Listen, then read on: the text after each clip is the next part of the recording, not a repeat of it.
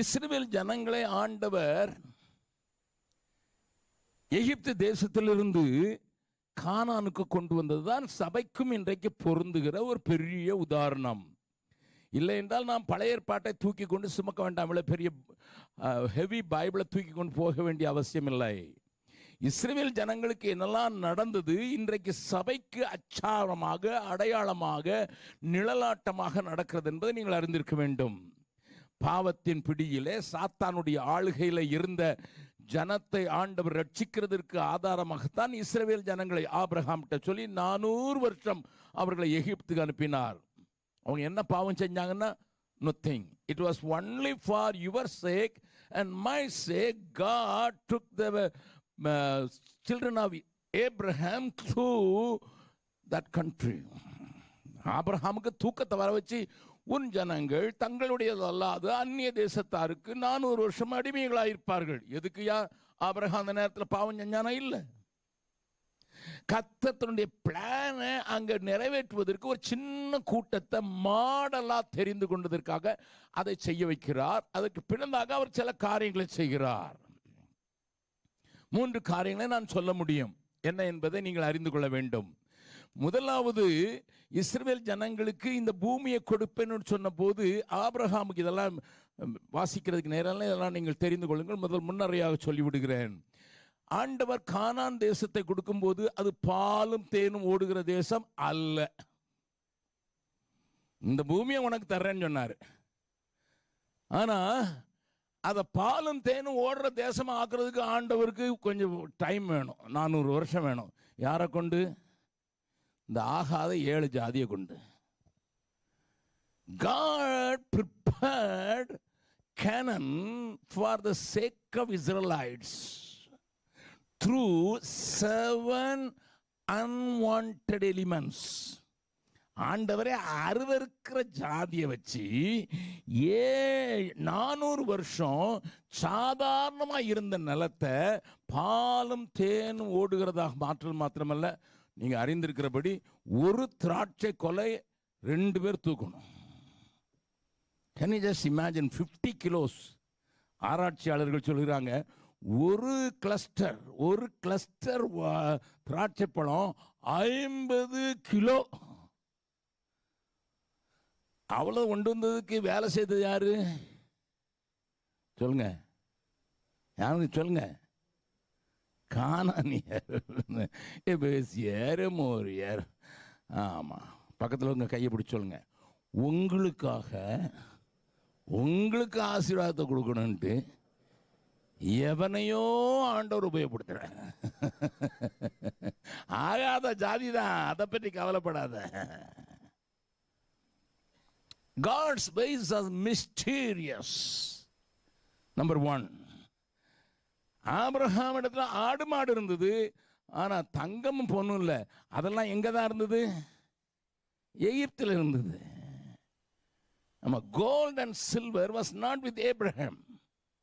Abraham ஆடு மாடுகளுடைய சீமானா இருந்தான். ஏன்னா ஆபிரகாம் போனது மெசபொத்தோமியால இருந்து. மெசபொத்தோமியால தங்கமும் விளையல, வெள்ளியும் விளையல. அதெல்லாம் விளைஞ்சது அன்றைக்கு எகிப்தில் தான் இருந்துச்சு.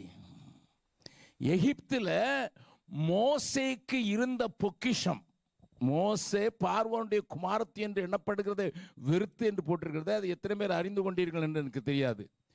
பார்வோனுடைய குமாரத்தி என்று மோசே அழைக்கப்பட்டதை வெறுத்துன்னு போட்டிருக்கு. அன்றைக்கு ஆராய்ச்சியாளருடைய கணக்கின்படி 50,000 டன் கோல்டு. எத்தனை சைபர் போடணும் கணக்கு தெரியுதான்னு பார்க்கலாம்.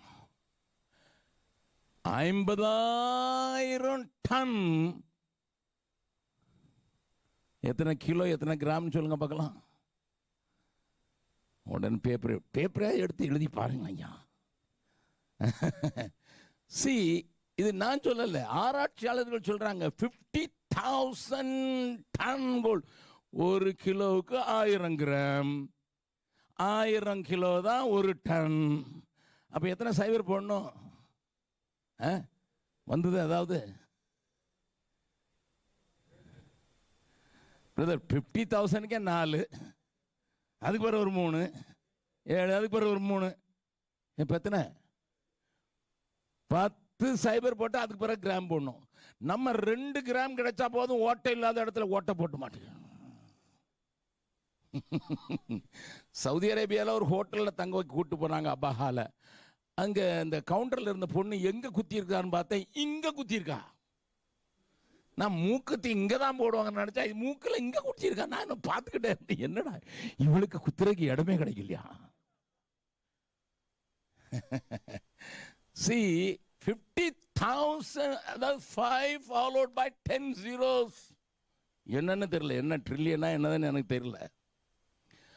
அவ்வளவு கோல்டு மோசைக்கு டிஸ்போசல்ல இருந்துதான். அப்ப இந்த தங்கத்தையும் பொண்ணையும் கொள்ளையடிச்சாங்கன்னு இருக்குது. போனா போதும் அள்ளி அள்ளி கொடுக்குறான். ஆமா, ஆண்டவர் அப்ப அதுக்கும் ஆண்டவர் ப்ரிப்பேர் பண்றது தான் கொண்டு போயிருக்கிறாரு. நல்லா கவனிங்க. தென் when they were there, அவங்கள ஆண்டவர் அடிமையா தான் வச்சிருந்தாரு. அடிமை ஆர்மி ஆக்கணும், ஒரு தேசமாக்கணும். ஒரு சட்டத்தட்டம் கிடையாது, நத்திங், நோ லா. அவங்கள ஒரு தேசமாக்கி அவங்களுக்கு லா எழுதி கொடுத்து அவங்க மத்தியில் வாசம் பண்றதுக்கு கூடாரம் போட்டு இவ்வளவு காரியத்தையும் செய்யறதுக்கு தான் அந்த 400 இயர்ஸ்ல அடிமைத்தனத்தினுடைய கொடுமையை புரிந்து கொண்டால்தான் இவன் அரசாள தகுதி ஆவான் என்று சொல்லிதான் எகிப்தில் கொண்டு வச்சார். நல்ல கவனிங்க. You will never understand. நிழலின் அருமை எப்போ தெரியும்? பக்கத்தில் கையை பிடிச்சி சொல்லுங்க. நான் கொஞ்சம் நம்ம லைஃப்லேயே அப்ளை பண்ணிகிட்டே போயிட்டே இருக்கலாம். அப்போ தான் நம்ம வேதம் ருசிக்கும். ஆமாம், நீ கஷ்டப்படுறன்னா நல்லது. அப்போ தான் உனக்கு சுகத்தை அனுபவிக்கும் போது கொஞ்சம் நன்றி எறிதல் இருக்கும். ஆமாம், நமக்கு இல்லாதது தானே. ஆண்டவர் மறக்காத மறக்காத மறக்காத மறக்காதன்னு எழுதி கொடுத்துட்டாரு. உபகம் முழுது எதுக்கு தெரியுமா? மறந்துடுவான். வெயிலுக்கு போனாதான் நிழலின் அருமை தெரியும். அப்ப அந்த 400 வருஷம் அங்க பட்ட பாடுகள், உபத்திரவம், ஆளோட்டிகள், இதுதான் God how much he is giving me a restங்கிற அந்த அப்ரிசியேஷன் வரணும். ஆண்டவர் எப்பவும் நான் செய்து முடித்ததெல்லாம் உனக்கு விளங்கணும்னாப்பா, என் சிலுவை நிழலில் அனுதினம் அடியான் சாய்ந்து இளைப்பாடுவேன். முதல்ல எகிப்துக்கு கொண்டு போன நோக்கம், எகிப்திலிருந்து கானானுக்கு கொண்டு வரும்போது ஒரு வசனத்தை வாசிக்கலாம். யாத்ராகமங்களின் புஸ்தகம் 13வது அதிகாரம், எக்ஸடஸ் 13 சாப்டர் 17வது வசனத்தை வாசிக்கலாம். பார்வோன் ஜனங்களை போகவிட்ட பின் ஜனங்கள் யுத்தத்தை கண்டால் மனமடிந்து எகிப்துக்கு திரும்புவார்கள் என்று சொல்லி பெலிஸ்தரின் தேசம் வழியா போவது சமீபமானாலும் தேவன் அவர்களை அந்த வழியாய் நடத்தாமல் சிவந்த சமுத்திரத்தின் வனாந்திர வழியாய் ஜனங்களை சுற்றி போதும். பக்கத்தில் மை கைங்க. ஆண்டவர் ஷார்ட்கட் ஒன்று கூட்டு போக மாட்டேங்கிறாரு. அதுதான் ஷார்ட்கட், ஆனால் கூட்டு போக மாட்டார். நல்லா கவனிங்க. It was only 11 days journey. கோசே நாட்டில் இருந்து கானானுக்கு போறதுக்கு 11 நாள் தான் டிராவல். எந்த வழியா போனா? பெலிஸ்தர் தேசத்தின் வழியா போனா. நீங்க அந்த மேப் பின்னால இருக்கு பாருங்க, கொஞ்சம் பாருங்க. உங்க பின்னால போட்டுக்கல இஸ்ரவேல் ஜனங்கள் பிரயாணம் பண்ணின தேசத்தை எடுத்து பாருங்க. அங்க 3 காரியம் இருக்காது.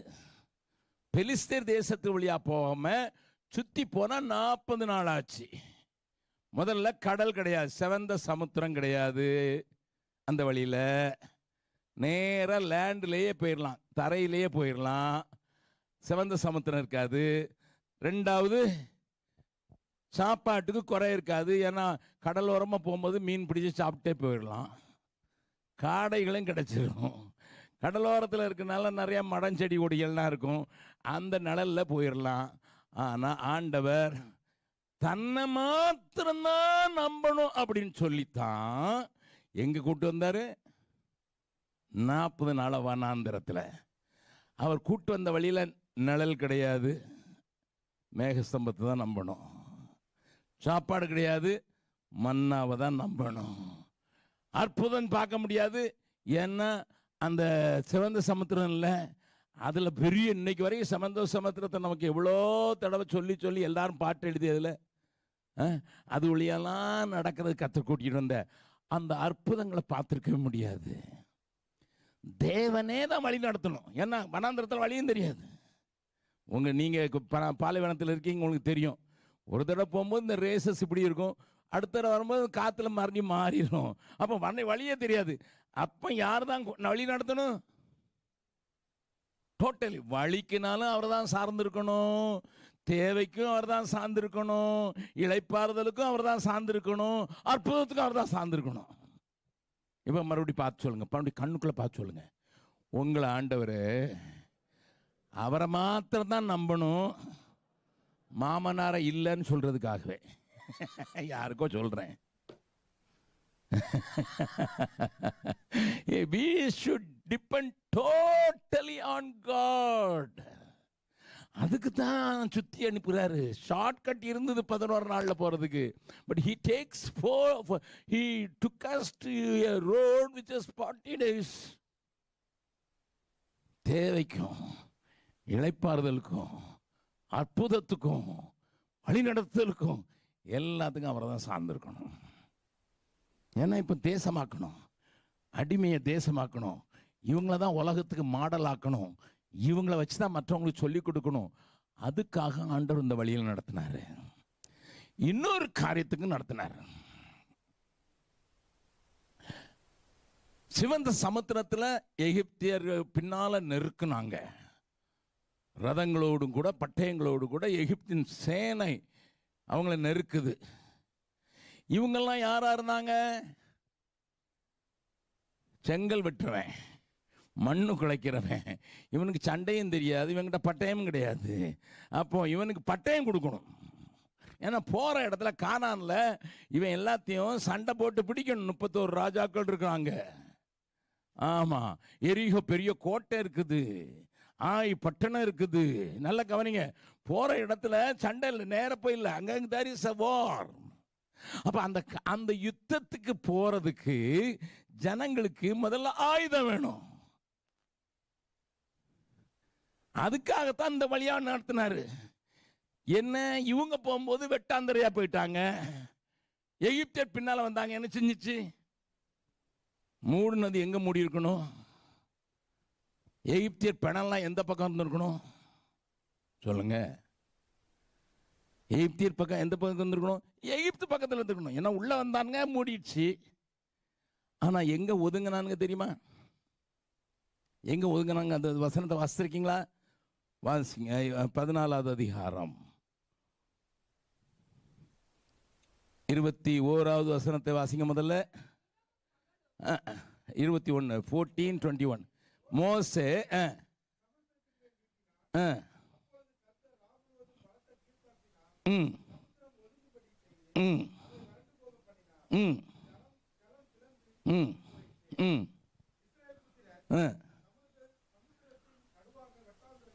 நடந்தார்கள். இப்ப பின்னால போறதுக்கு எகிப்தின் சேனை, லிசன், தி மிலிட்டரி உள்ள வந்துச்சு. இப்ப மூடியாச்சு, அதெல்லாம் உங்களுக்கு தெரியும். இப்ப ஒன்னு காரியத்தை காட்டி கொடுக்கிற, வாசிக்கலாம். 30வது வசனம். இவ்விதமாய் கர்த்தர் நாளிலே இஸ்ரவேலரை, அது முடியல, அதுக்கு அடுத்தால இருக்கதான் முக்கியம்.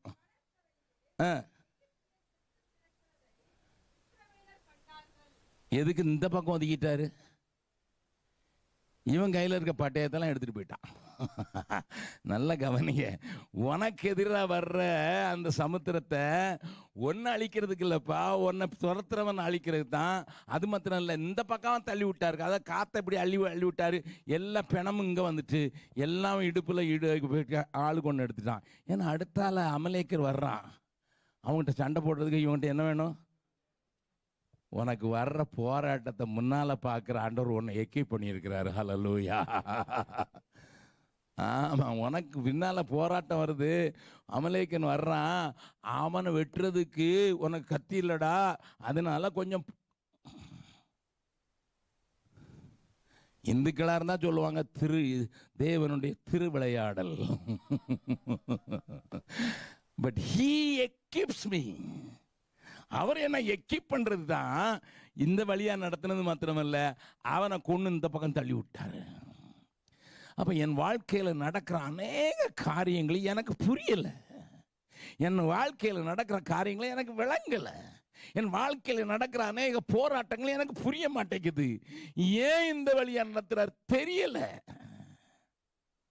என் மகளுடைய ஒரு சாட்சி சொல்லட்டுமா? என் மகள் ரஷ்யாவில் படித்தா. அங்கே ஆண்டவருக்காக 3 சபைகளை உண்டாக்குறது கர்த்தர் உபதேசம் செய்தார். எங்களுக்கெல்லாம் சந்தோஷமாக இருந்தது. நீங்கள் அறிஞ்சிருக்கபடி ரஷ்யாவில் படித்ததுனால இந்தியாவில் வந்து MCIங்கிற அந்த ஸ்க்ரீனிங் டெஸ்ட்டு அவங்க வந்து பாஸ் பண்ணணும், ரெடி பண்ணிட்டு போயிருந்தா. டெல்லியில் அவளுக்கு பரீட்சை இருந்தது. பரீட்சை இருந்தபோது ஃபஸ்ட்டு பேப்பர் ஃபஸ்ட் கிளாஸாக பண்ணிட்டான். எனக்கு ஃபோன் பண்ணா பரீட்சை எழுதிட்டு, டாடி ஐ டிட் மார்வலஸ். ஏன்னா 150 கேள்விக்கு 150 180 கேள்விக்கு பதில் எழுதணும், எல்லாம் ரைட்டாக எழுதியிருக்கேன் டாடி. ரொம்ப சந்தோஷமாக சொன்னான். ஆனால் 10வது நிமிஷத்தில் அவளுக்கு ஹோமோகுளோபின் ரொம்ப குறையாக இருந்தது, ரத்தம் ரொம்ப குறையாக இருந்தது. அந்த நாட்களில் 6 தான் இருந்தது, சாதாரணமாக 12 இருக்கணும்.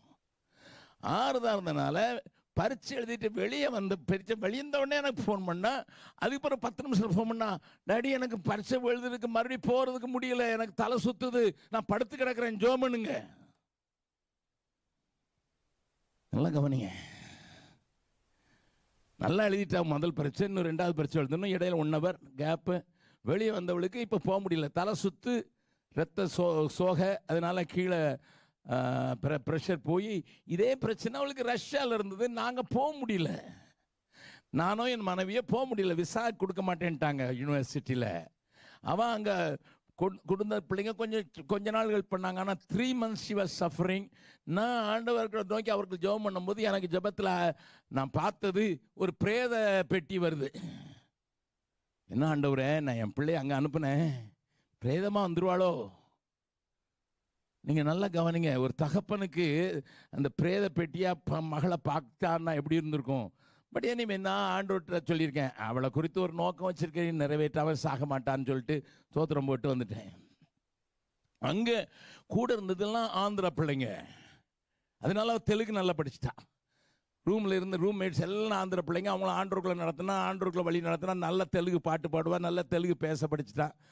சரின்னுட்டு அங்கே அப்படி இருக்கும்போது அவளுக்கு படுக்கையிலேருந்து எந்திரிக்க முடியாத சூழ்நிலையில், ஆண்டவரே எங்கள் அம்மா இருந்தாங்கன்னா என் தலையை கோதி விடுவாங்களே, நீங்கள் ஃபிசிக்கலாக எனக்கு அப்பியர் ஆகணும், ஃபிசிக்கலாக என்னை தொடணும்னு சொல்லி அவள் அந்த சாகிற நிலைமையில் சொன்னபோது ஒரு கரை மட்டும் வந்து அவளை தடவி விட்டுச்சு. அப்படியே தூங்கினா, அடுத்த நாள் சரியாயிட்டா. இது இந்த அனுபவத்துக்குள்ள அவளை வழி நடத்துறதுக்கு தான் ஆண்டவர் அந்த பாடுபடுத்தியிருக்கிறாரு. நாங்கள் போக முடியாத தடுத்தது அதுதான்.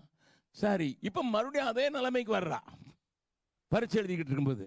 எனிவே ஐ எம் ட்ரைங்னு உள்ளே போயிட்டா. உள்ளே போனால் அது ரொம்ப ஈஸி பேப்பர். முதல்ல கொஸ்டின் பேப்பரில் டிக் பண்ணிகிட்டே வந்திருக்கிறா, எல்லாம் தெரிஞ்சது. இதை பின்னால் இருந்த ஒரு ஆந்திரா பையன் காப்பி அடிக்கிறான். MBBSலையும் காப்பி அடிப்பாங்க. ஆமாம், அவன் காப்பி அடித்து அவன் தன்னுடைய ஆன்சர் பேப்பரை ரைட் எழுதிட்டான். இவன் அந்த இந்த கொஸ்டின் பேப்பரில் மார்க் பண்ணதை ஆன்சர் பேப்பருக்கு மாற்றும் போது இடையில 7 9 எழுதிட்டான். டிக் பண்ணிட்டு தான் வரணும். அப்போ எல்லாமே மாறி போச்சு. கீழே ஐயோ ஒன்று காலியாக இருக்கு, அதுக்கு பிறகு இன்னொரு பேப்பர் கொடுங்கண்ணா, நாட் அலவுட். வெளியே வந்து ஒன்று அழுகிறா, டாடி எவ்வளோ ஈஸியான பேப்பர். அவன் சொல்கிறான் வெளியே வந்து, கங்க்ராச்சுலேஷன் சிஸ்டர், நீங்கள் கண்டிப்பாக அவ்வளோ பாஸ் பண்ணீங்கன்னா அவனுக்கு தெரியுது. காப்பி அடிச்சவனுக்கு தெரிஞ்சது, அவன் பாஸ் பண்ணிட்டான், என் மாயா ஃபெயில் ஆயிட்டான். நீங்கள் எல்லாம் எப்படி யோசிச்சு பார்ப்பீங்களா தெரியாது. எனக்கு நான் சொன்னேன், ஏம்மா ஆண்டவர் ஒன்றை அவர் அறியாமல் ஒன்றும் வந்ததில்லை. நான் சொன்ன வார்த்தை இதுதான். நடந்து என்ன தெரியுமா, அடுத்த பரீட்சையில் பாஸ் பண்ணிட்டா. ஆனால் முதல்ல பாஸ் பண்ணியிருந்தான்னா அவளுக்கு ஒரு வருஷம் இன்டர்ன் பண்ணணும். உங்களுக்கு தெரிஞ்சிருக்கும். இன்டர்ன் பண்ணுறதுக்கு 5 லட்ச ரூபா கேட்டாங்க. சிஎம்சிலே 3 லட்ச ரூபா கேட்டாங்க. அப்போ தான் இன்டர்ன் பண்ண முடியும்னு சொல்லிட்டாங்க. ஆனால் இவ அந்த அதில் சரியாக எழுதாமல் அடுத்த தடவை 6 மாதம் கழித்து பரீட்சை எழுதி பாஸ் பண்ணதுனால இவளுடைய ஃப்ரெண்ட்ஸ் எல்லாம் ஆந்திராவில் இருந்ததுனால, ஆந்திராவில் ஹைதராபாத்தில் இருக்கிற மகாத்மா காந்தி ஹாஸ்பிட்டல், ஒரு பெரிய ஹாஸ்பிட்டல், அதுக்கு அப்ளை பண்ணி ஜாய் அப்படின்னு சொன்ன உடனே இவ அப்ளை பண்ணா. இவ போன உடனே இன்டர்வியூவில் அவங்ககிட்ட கலகலன்னு தெலுங்கு பேசுனதுனால, பீகார் பிள்ளை தெலுங்கு பேசுகிறாள், உடனே கொடுத்துட்டாங்க ஒரு காசு வாங்காமல். என் காசு செலவழிக்க கூடாதுன்னு தான் ஆண்டவர் உனக்கு மயக்கம் போட வச்சிருக்கிறாரு. பக்கத்தில் சொல்லுங்க, உனக்கு விளங்க மாட்டேங்குது, என்ன நடக்குதுன்னு தெரிய மாட்டேங்கி, நீ லபன்னு புலம்பல் பாட்டு எழுதுகிற. We don't understand God's ways. மோசேக்கு வழிகளை காண்பிக்கிறவர் உங்களுக்கு காண்பிப்பாராக. ஆண்டவர் அறியாம ஒன்றும் வரலன்னு சொல்லிட்டு இருந்தீங்கன்னா கவலையப்பட வேண்டாம், நல்லா இருக்கலாம்.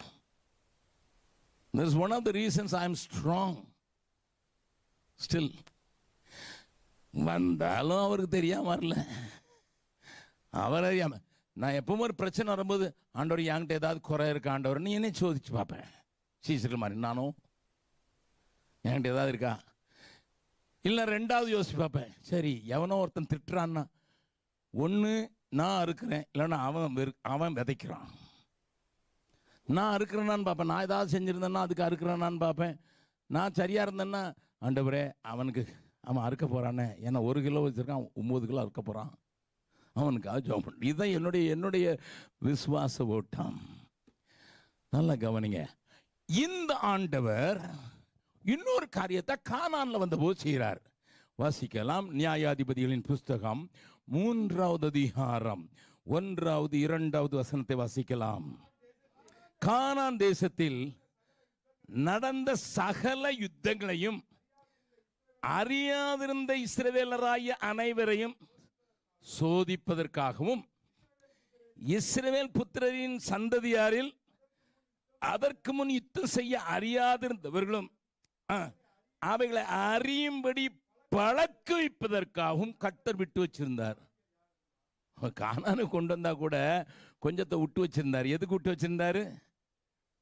உன் சந்ததிக்கும் யுத்தம் பண்ண தெரியணும், யுத்தத்தை பார்க்காதவனுக்கு யுத்தம் படிச்சு கொடுக்கணும், உன் சந்ததிக்கும், நீ அறியாதிருந்தமுடைய சந்ததியாருக்கும் யுத்தம் செய்ய அறியாதிருந்தவர்களுக்கு பழக்க வைக்கும்படியாக சில ஜாதிகளை விட்டு வச்சிருந்தார். நல்லா கவனிங்க. I must prepare my child for the future. என்னுடைய பிள்ளைய ஃபியூச்சருக்கு நான் ஆயத்தப்படுத்தணும். லிசன் சார், ஆண்டவர் என்னை நடத்துகிற பாதை ஆச்சரியமானது. ஆகையினால தான் கானானியரை விட்டு வச்சிருக்காரு. அப்ப என் பிள்ளைக்கும் நான் அதை சொல்லி கொடுத்துடணும். I must prepare my child. அந்த வசனத்தை நல்லா நீங்க பாருங்க. 2வது வசனத்துல, இஸ்ரவேல் புத்திரரின் சந்ததியாரும் அவைகளை அறியும்படி பழக்க வைப்பதற்காகவும். Do you prepare your child to face the challenges of your life? வாழ்க்கையில போராட்டங்கள் வரும், வாழ்க்கையில சில காரியங்களை நீ சந்திக்க நேரிடும். மகனே மகளே, நீ சந்திக்க நேரிடும். பிள்ளை உட்கார வச்சு சொல்லணும். சில அப்பா அம்மாவுக்கு பிள்ளைங்க எங்க பிரதர் நேரம் இருக்குது. I don't spend much time with my children, but I spend quality time with my children. என் பிள்ளைங்க இன்னைக்கு எல்லாரும் பெரிய பெரிய வேலையை விட்டுட்டு மிஷினரியா வந்துட்டாங்க. பல லட்சங்களை சம்பாதிச்சு கொண்டு வந்தவங்க தூக்கி போட்டு மிஷினரி வந்திருக்காங்க. Because I prepared them to face the challenges. பெருமைக்காக சொல்லல, வாழ்க்கையில் எப்படிப்பட்ட போராட்டங்களை சந்திக்கணும்னு சொல்லி கொடுத்துருக்கேன். உங்க பிள்ளைங்களை நீங்க பொத்தி பொத்தி வளர்த்துறாதீங்க. பக்கத்தில் சொல்லுங்க, கண்ணே மணியன் கொஞ்சுங்க, பொத்தி பொத்தி வளர்த்துறாதீங்க. சாயங்கால கூட்டத்துக்கு இப்பவுமே அஸ்திவாரம் போட்டுருக்கிறேன். ஆமா ஆமா. Do not make your child அப்படியே ஜென்டிலா காய்ச்சலாமா, அம்மா உடனே பக்கத்தில் உட்காந்து விக்ஸ் போட்டு தடவிக்கிட்டே இருப்பாங்க. 7 நாளைக்கு. அவனுக்கு காய்ச்சல் போகவே செய்யாது. Hey, do not make your child அப்படியே வச்சுக்கிட்டு இருக்காதீங்க. ஆண்டவரே சொல்றாரு, வர்ற சந்ததிக்கு யுத்தம் செய்ய பழக்கி வைக்கணும். கர்த்தர் உங்களோடு கூட பேசுகிறா. கஷ்டப்படுறீங்க, but prepare your child to face the challenges. பஞ்சாபிங்க எதுக்கு தெரியுமா தைரியமாக இருக்காங்க? பீகாரிங்க எதுக்கு தெரியுமா ஸ்ட்ராங்காக இருக்காங்க? உங்களுக்கு தெரியுமா? பஞ்சாபிங்களை 2வது மாத பிள்ளைய தண்ணி தொட்டியில் போட்டுருவோம், அதுவே நீச்சல் பிடிக்கும். அதுக்கு தைரியம் வந்துடும். நம்ம தண்ணிக்குள்ளே போகாதுடா, தண்ணிக்குள்ளே போயிடாதுடா. நம்ம பிள்ளை தண்ணியை பார்த்தோன்னே ஓடுது. We don't prepare. Punjabis, that is நீங்கள் you must understand. 2 மாத பிள்ளைய என்ன செஞ்சுடுவாங்க, தண்ணி தொட்டிக்குள்ளே கூட தான் இருக்கணும்ல, மூழ்காதுன்னு சொல்லிட்டு போட்டுருவாங்க. அது எப்படியா தத்தன்னு கழுத்தெல்லாம் நிற்க மாட்டேங்குது. நம்ம ஆளுங்க கழுத்து நிற்க மாட்டேங்குது, பிழக்குன்னு விழுந்துடுது. விழாது, தண்ணிக்குள்ளே போடு. எங்கள் ஊருக்காரன் என்ன செய்வான், பிறந்த பிள்ளைய 5 நேரம் கடுகெண்ணெயை போட்டு அப்படியே மசாஜ் பண்ணி அவங்க பண்ணுறதை பார்த்தீங்கன்னா உங்களுக்கு ஆச்சரியமாக இருக்கும். 1 மாத பிள்ளைய கால் 2 தூக்கி இப்படி ஆட்டுவாங்க.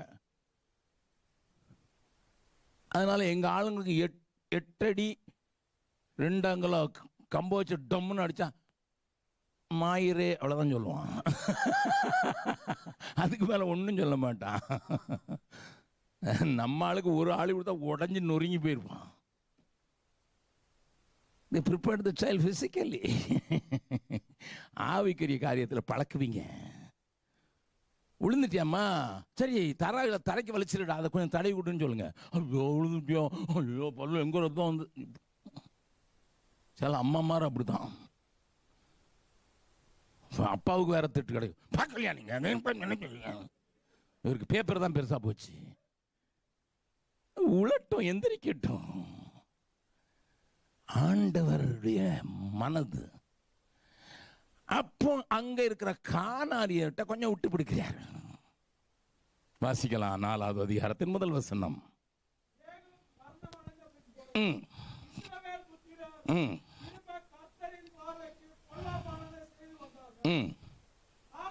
ஆகையால் கர்த்தர் அவர்களை ஆசோரில் ஆளுகிற யாபீனின் கானானியர் ராஜாவின் கையில் விட்டு போட்டார். சிசரா என்று பெயர். 3வது வசனம். 900 இருப்பு ரதங்கள் இருந்தது. இப்போ அது ஒரு இருப்பு ரதம் அன்னைக்கு இருந்ததுன்னா, இன்னைக்கு ரஃபேல் விமானம் நம்ம வச்சிருக்கோம்ல, 36 வாங்கி வச்சிருக்கோம்ல, அதுக்கு சமானம். 900 இருப்பு ரதங்கள் இருந்தால் அதனால பெரிய ஆளு கானானியர். இப்ப இவன்கிட்ட தனக்கு ஜனங்களுக்கு வெற்றி எப்படி உண்டாகுதுன்னு காமிக்க கொடுக்கணும், தன் ஜனங்களுக்கு கற்றுக் கொடுக்கணும். அப்ப இந்த 900 இருப்பு ரதங்களுடைய சிசரா என்கிற சேனாதிபதி, யாபீன் என்கிற அந்த அரசன் கையில இருக்கிற அவர்கள் கையில இவர்களை சரி பண்ணுவதற்கு தான் விட்டு வைத்திருந்தார். அப்போ ஆண்டவர் செய்கிற காரியத்தை நான் காண்பித்து கொடுக்க போகிறேன் 4வது 5வது அதிகாரத்தில். This is the introduction only. பைபிளை அனுதின வாழ்க்கையில் அப்ளை பண்ணுறதுக்கு படிக்கணும். அதனால தான் பைபிள் படிங்க, ஜோம் பண்ணுங்க, பைபிள் படிங்க, ஜோம் பண்ணுங்கன்னு சபையில் சொல்கிறதுக்கு காரணம், பைபிளை படிங்க. அங்கே இங்கே ஃபோன் பண்ணாதீங்க. அந்த டவருக்கு ஃபோன் பண்ண, இந்த டவருக்கு ஃபோன் பண்ண, ஒரு டவர்லேயும் ஒன்றும் கிடைக்காது. எல்லாம் சிக்னல் அவுட் ஆனது. நல்ல கவனிங்க. நீங்கள் வசனத்தை கையில் கொடுத்துருக்கிறார் ஆண்டவர். இதில் தேடுங்க, இதை கண்டுபிடிங்க.